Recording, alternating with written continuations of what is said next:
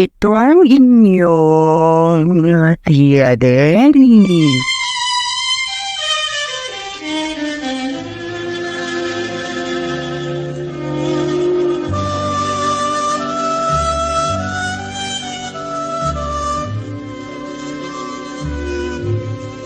Inihahalintulad sa maghapon ng buhay, may bukang liwayway, may umaga, may katanghalian, may takip silim at may gabi.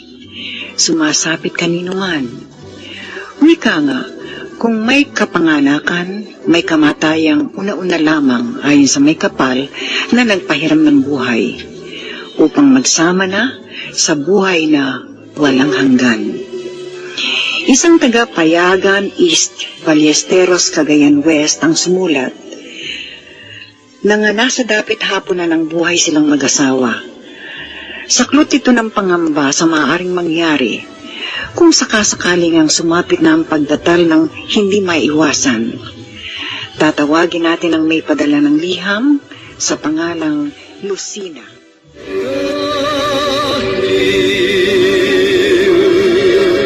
Sa isang bulaklak, sumilang ang pag-ibig.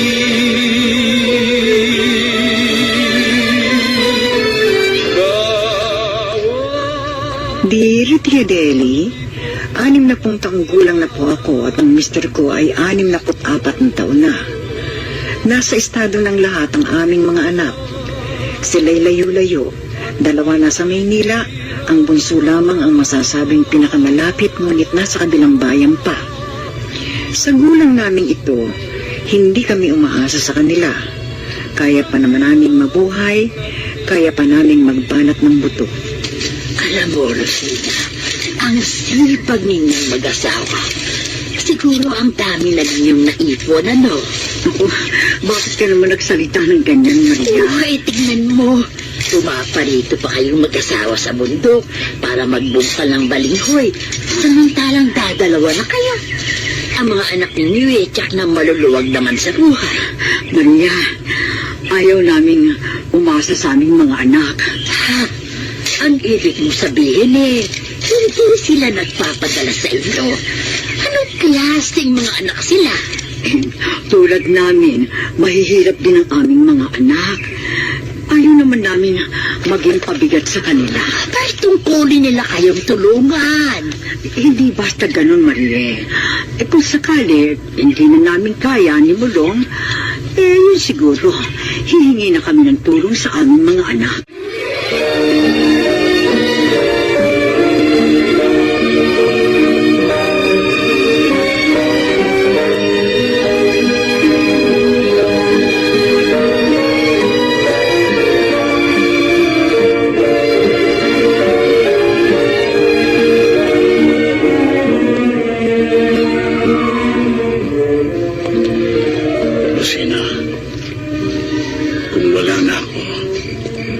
Sumama ka sa mga anak mo.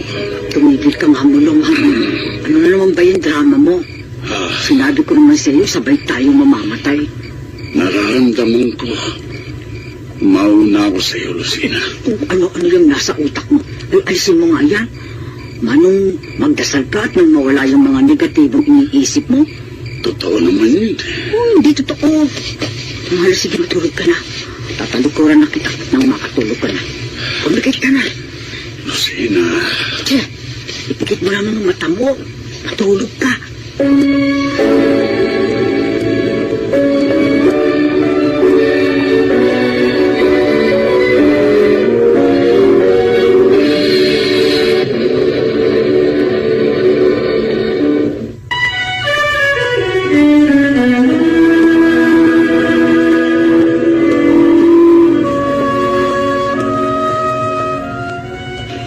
Hindi lamang mag-asawa, kundi magkaibigang matalik sina Mulong at Lucina.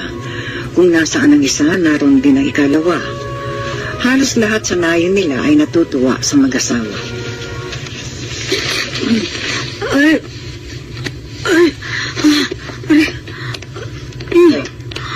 Bakit? Ano ba masakit sa'yo? Tingin na pikit ka. Juan, Bakit? yung mga mata ko mahapdi eh. Hapdi eh. Kung naman kasing tao ka, mahilig magbasa eh. Kaya sumasakit ang mga mata mo. Sandali lang ha. Kukuha ko ng bulaklak ng sampagita. Papatakan ko ng katas ng bulaklak yung mga mata mo. Nakasurize yan. Bulong-bulong. Ha? Ayoko mabulag. Ayoko. Tumigil ka nga. Dala ng katigasan ng ulo yan eh. Tsaka mainit ang panahon ngayon. Gusto mo sa eyes. Kahit ba matanda, dinadapuan pa ng sore eyes. Sabay walang pinipili ang sakit o sila. Hapdi. At hindi ito mapipigilan.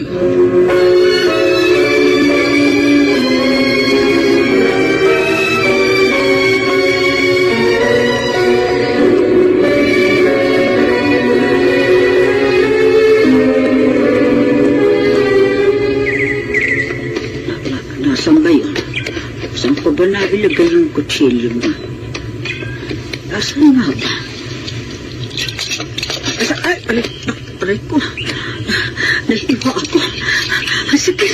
Sige. Aray ko. Ano ka ba naman? Aray. Kanina pa kita tinitignan na. Nag-aapuhap ka dyan ng kutsilyong nasa tabi mo. Naawakan mo sa talim. Hindi mo ba tinitignan ang ginagawa mo? Sandali lang, sandali. Kukuha ko ng dahon ng kakawatin. Itatapal ko sa sugat mo. Walong.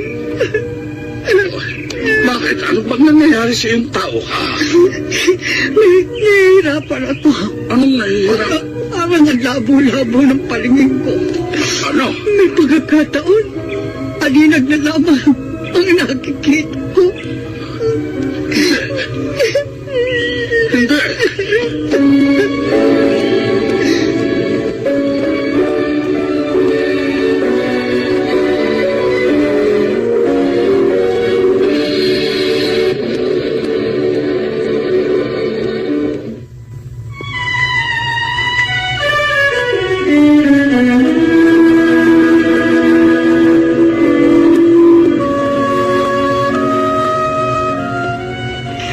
Dahil sa nangyari, pinilit ni Mulong na dalhin sa ospital si Lucina. Nalamang may pasma sa ugat ng mga mata niya ang matanda at maaari itong mabulag. Si Mulong ang higit na nasaktan sa nangyari sa asawa.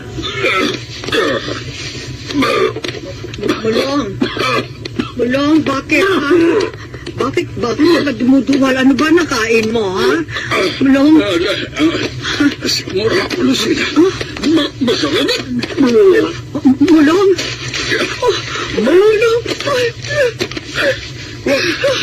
Huwag ka namang iiyak. Wala nga naman to. Malapit lamang ang katapat nito. Kasi mabubulan na ako. Ikaw naman, magkakaroon pa yata ng usin. Hindi totoo yan. Maliwanag bang mata mo? Maliwanag, bulong. Ay, mabuti. Bulong.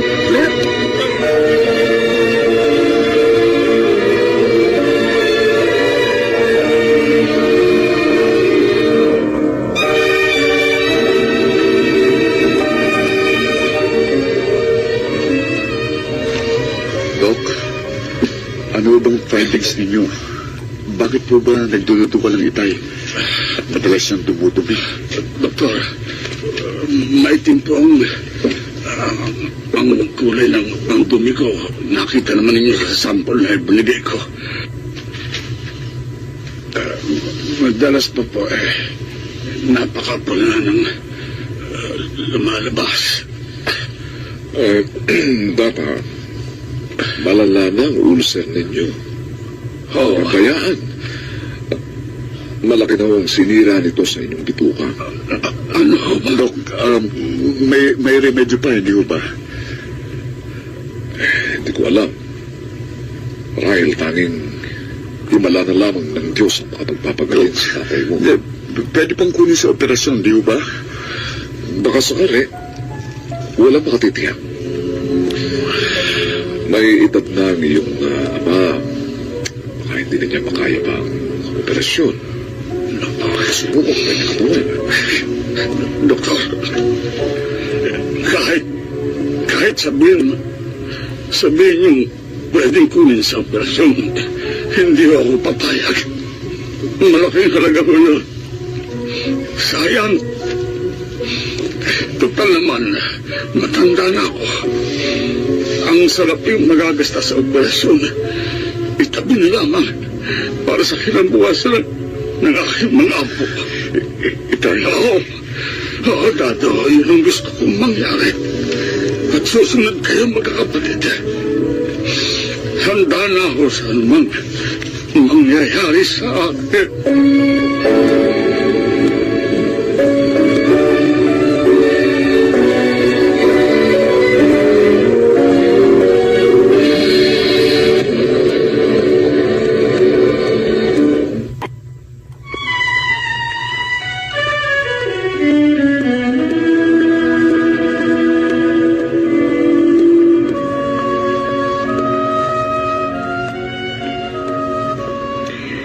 Hindi na pumayag si Mulong na maopera, kaya binigyan na lamang siya ng reseta sa kirot na nararamdaman.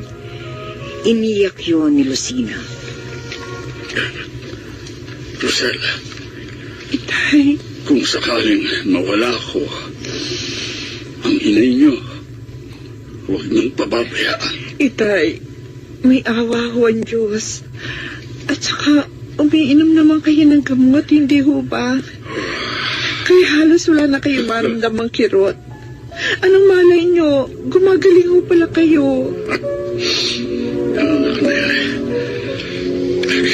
Hindi naman ako takot mamatay. Kaya nga lamang, nag-aalala ako para sa inyo.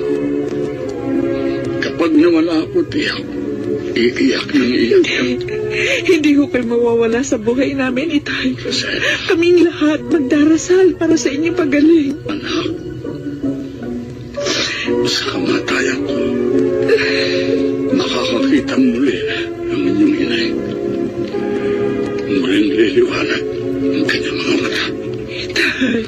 Kaya, kung maaari lamang, kunin ako ng Diyos ngayon. Ngayon na. Nagbili na ako.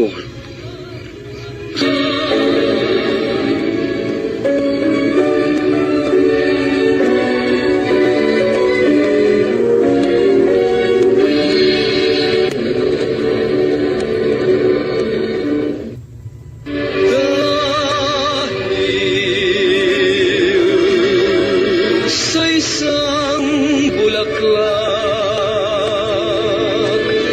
sumilang ang pag-ibig.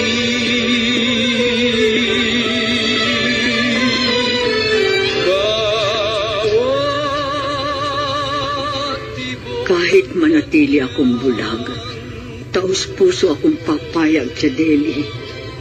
Huwag lamang mawala ang lalaking nakasama ko sa buong buhay ko. Ayokong isipin isang araw, mawawala ang mulong na naging karamay ko at katuwang. Kung minsan, iniisip ko na idadalangin ko, sana ako na mauna. Huwag na ang mahal ko. Paano ko makakaya kung wala na siya, Chadeli?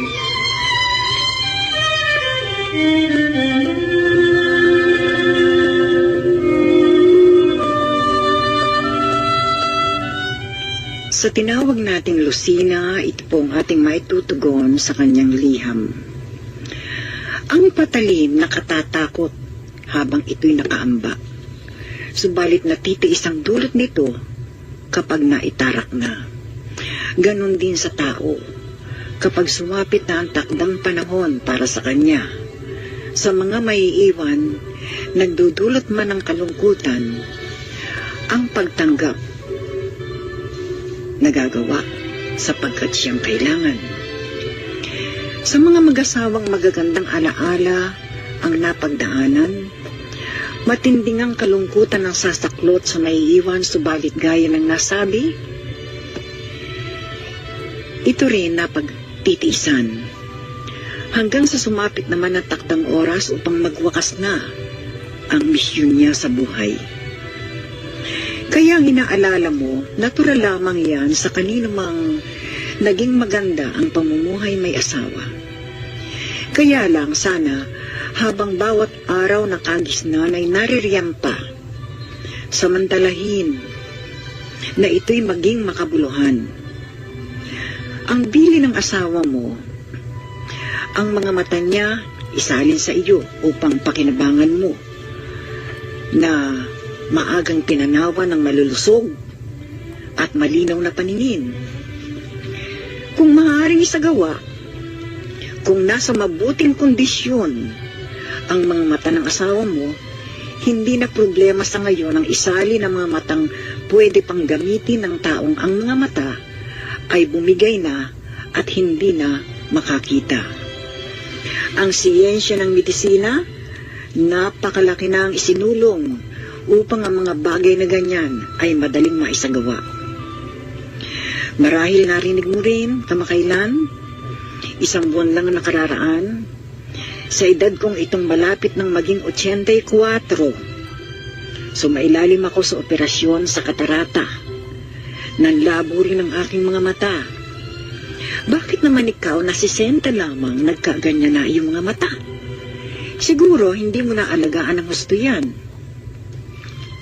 Ako nga, higit sa 80 na nang magkaroon ng katarata. Aba, 15 minutos lamang bawat mata ang naging operasyon. Ni hindi ako pinatulog. Outpatient ako. Kahulugan, basta nagtungo ako sa ospital, na-opera, pagkatapos, nakauwi na. Absent lang ako ng 1 araw.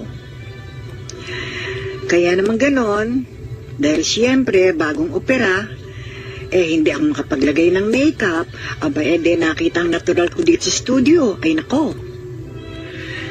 Sa pagiging biyuda naman, naging maganda rin ang pagsasama namin ni Kernel sa loob ng 36 na taon. Umalis siya noong 1989, 15 taon na. Wala. Malungkot nga, pero awa ng Diyos, heto pa rin tayo. Kaya manalig ka sa nasa itaas. Ipaubaya mo sa Kanya kung ano pa ang laan sa iyo at nang matahimik ang kalooban mo.